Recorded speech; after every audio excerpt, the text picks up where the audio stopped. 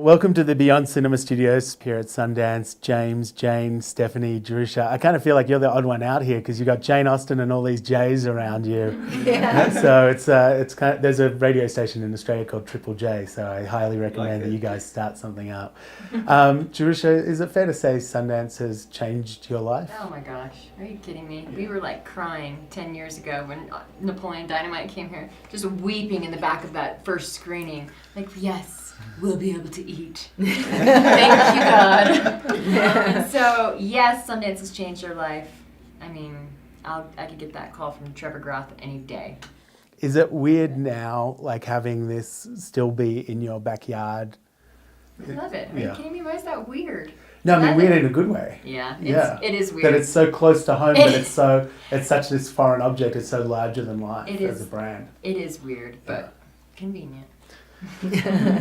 Stephanie, for you, producing someone else's book, did you have, was there a simpatico moment with you and for you with this other author, kind of, having this experience and having her have this experience? There were lots of them. I mean, Shannon and I have been good friends for a long time. We have more in common than just about anyone else I know. We do the same thing. We have so much the same. And so doing this, we actually talked a lot, and she would say, what am I supposed to be doing exactly? And I just kind of would sit there and shut up most of the time because honestly they didn't want to hear from me. But you don't have to do that because we like you. We want to know what you think about things. And she was great to have because one, she had a great sense of how things should feel, and two, she was so open to anything that was new. She loved the new stuff. She loved building on the story. It was like she was writing little mini sequels every day. So she had a really great time. It was so fun to have her. Do you find that that's the same for you as a writer when you're on set and watching these worlds kind of play out? I am not as relaxed as she is. I get really like, oh wait, this is different, and I get really tense about it because I'm like, where are we going? What's happening? She's a lot more relaxed and kickback person than I am, which is great. Yeah. Lucky for her. Nicer life. Not quite like your character in this film, Jane. She's a little frosty, I think is the word being thrown around. Controlling, frosty, really nasty piece of work, actually. This is Wattlesbrook. That's a wonderful name. But I had so much fun with it because she's trying to control these people, and she's got this awful husband who's completely alcoholic and out of control, and these women, depending on how much they've paid, that depends on how much, she's going to kind of endow them with beautiful clothes and give them all the special experience. And then she's just so mean to Kerry Russell's character. It's really fun. And it was just great comedy. I love doing comedy. There is an adage, though, that, that playing a villain or playing someone who's got that little bit of a mean streak is a much more fun experience a lot of times for actors. Absolutely. I have to admit, I've only been doing comedy since Wedding Crashers, pretty much. Before that, I did most of the straight stuff, but I must admit, when I did East of Eden playing evil, it was really a lot of fun. And since I really get to play so many different kinds of characters these days, and I'm really kind of in the phase of my career where I'm playing character roles, it was really fun to go all the way with Mrs. Wattlesbrook. And I thought I'd gone way over the top, but actually when I watched the movie, I was just hanging in with the rest of the crowd. When you got Jennifer Coolidge on set as well. Yes, with Jennifer Coolidge on set, there's only one way to go. That's up. You say the names are fun. Wattlesbrook, I like Knobley or no, Knobley, I know. The great thing about the movie when I watched it, and I saw it for the first time yesterday, is there's just so much detail to watch. It's the kind of movie you want to watch, 3-4 times, because when you just start even looking what the art direction's about. I mean, those dinner tables, they had the most ridiculous things. They had like peacocks coming out of pies, and it was so disgusting. We were eating eyeballs, and I don't think anyone gets that the first time they watch it. But the layer upon layer upon layer that is in there, and the way that Mrs. Wattlesbrook is, I told Jerusha when I read it, I said she's a peacock. She's absolutely peacock. She's going to wear peacock colours, and she is a peacock, and everything will have a picture of her on the mug. There'll be the porcelain dolls in her image. Everything, it's all about her. And it's wrong. It's so wrong. What was the first time you met? Did you send her the script and then you got together for a coffee somewhere, or did you? Yeah, exactly. Exactly like that. And when I met her and I sat down and started talking to her, she had this panic attack on her face, and I thought, oh my gosh, how awful, she's hired me and she doesn't want me. There's something wrong with me. And, my initial reaction was, it must be the way I look. And she said, no, you sound American. I said, Jerusha, no, I'm not American at all. I can be frighteningly British. And I started to give her about 50 different British accents, from every county of Britain. And she went, they have that many accents? And then she felt safe. I said, no, don't worry about it. I can Brit up. Exactly. Very cool. James as Colonel Andrews in this film, obviously coming on board with such an incredible cast of people who were born in the US and moved to England, people from England, people, That's right. it's kind of all over the place. Actually, I know JJ from like years and years and years, and so I was very excited that we would be together. It's always great when you actually film with your friends, and then also become friends with everybody else. It was a beautiful place where we filmed, and I was actually just telling somebody yesterday, I think we only used about 3 rooms in there. I mean, this place was so enormous. It went on and on and on, and there was like the breakfast room, the drawing room, the Tupperware room, the second breakfast room, right. The big dining room, the second dining room, the ballroom. It was pretty fantastic. I remember when Aaron Spelling was selling his house, they advertised it as having a gift wrapping room.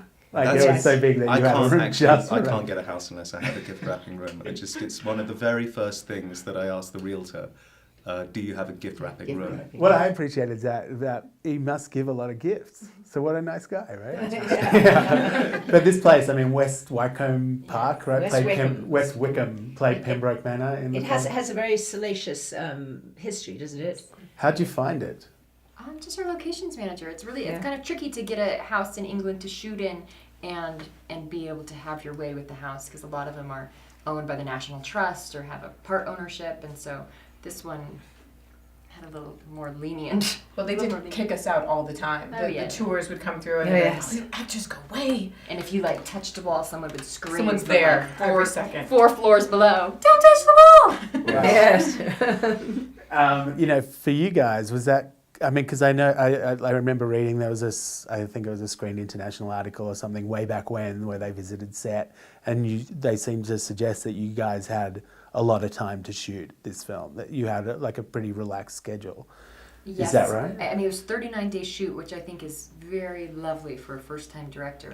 Very, very lovely. But no matter what your schedule is, you're going to fill it. If I was given 10 days, I would have been just as harried as the 39, because I just think that's the nature of film crew. You take as much time as you have. And what do you credit with being able to have that much time? Is it Stephanie? Is it someone? Is it some other kind of force of nature? Because also having these actors available for that long is kind of a ridiculous scenario in this day and age.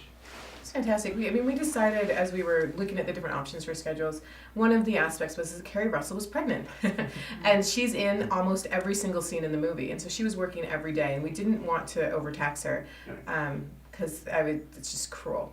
And we also we're making a comedy. We thought it would be nice to have everybody happy. You laugh more when you're happier, and everyone was really on their game, so I think it worked. Yeah, and for you personally, I mean, I was just talking to Yabi. You live in Arizona. Of course, when you went off shooting Twilight and stuff, it was up in Washington State and all that sort of stuff. Being in England and having this completely different setting, what was that experience like? That was dreamy. She didn't have to have security guards. Oh, well, it was really surrounding relaxed. the, There was no security, set. and we were on a beautiful estate. We'd get to work in the morning, park at our little circus, and then you'd walk up to the manor. These beautiful trees, and everywhere you're looking is just beauty. It was lovely. And Jerusha, for you, I mean, you've been writing all these projects. Obviously, been having projects with Jennifer Coolidge before and other people. Was that always a stepping stone for you to being a director, or did someone have to say, "Do it, let's do it," and take that step? I don't know what it was that made me want to do it. I think we had the time. It was time allowed. My kids were old enough to, not be hanging off me, and my husband wasn't doing anything at the time, or I think we were just writing a TV show, and so we just had time, and the book came along, and I was like, I'm not giving that up. I'm not giving it to another director to ruin. It's my project to ruin. So It does. It seems like an obvious this has to be a movie type of book, but it didn't come that easily from what I've read. I mean, in terms of, studio financing and things like that, or going, did you always want to go an indie route? I think we were just exploring all routes. Yeah. Well, there was a time, we were looking at options, and there were people who were, we'd have to change this, and you'll have to change this, and we're going to do it this way, and, first-time director, that's risky. There's a lot of risk that studios don't like to take on. So at a certain point, it's like, you know what, we're just going to do this right. We're going to do it ourselves and have creative control and have fun.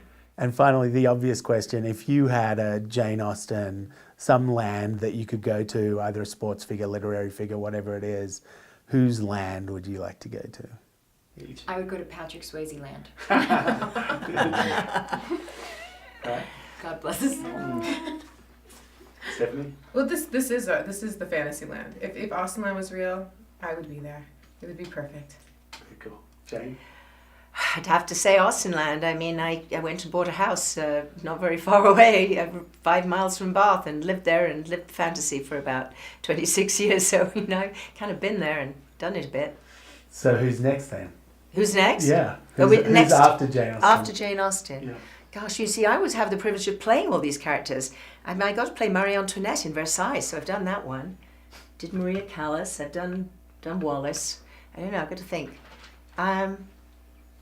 I'd go live in Dr. Quinn world any day. I've done, no, I did that for 7 years. I've been there, done that, Me trust and me. Sully, are you kidding me? You and Sully, he's still looking really hot, let me tell you. I see him all the time. Okay, well, it's really hard for you to ask me that question because I go to those lands That's great. on a regular basis.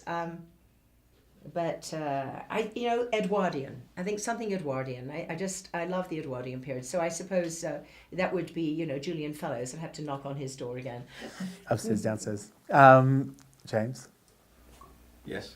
Whose land would you go to? I don't know. Sports figure, literary figure? I don't know. I was asked this question yesterday. I don't know. But actually, I mean, Music? I've seen some early reviews of this film, and they were like, it's like Westworld with real people rather than robots. But actually, I really like the idea of Westworld. I'd love the idea of kind of going into a kind of cowboy town and meeting Yul Brynner. Very cool. Yul Brynner and Patrick Swayze You know are what? probably hanging out together. I did it. There's a lot of flies there, and the horses make a terrible smell. It's all automated. It's room. Oh, it's automated. Oh, I forgot that bit. Yes, well, with the real thing, trust me, horses have a mind of their own. Very cool. Well, congrats, and must be fun having a film that's so uplifting and enjoyable up here at Sundance. And so thanks for spending a few minutes with us. Thank you Thank very you. much.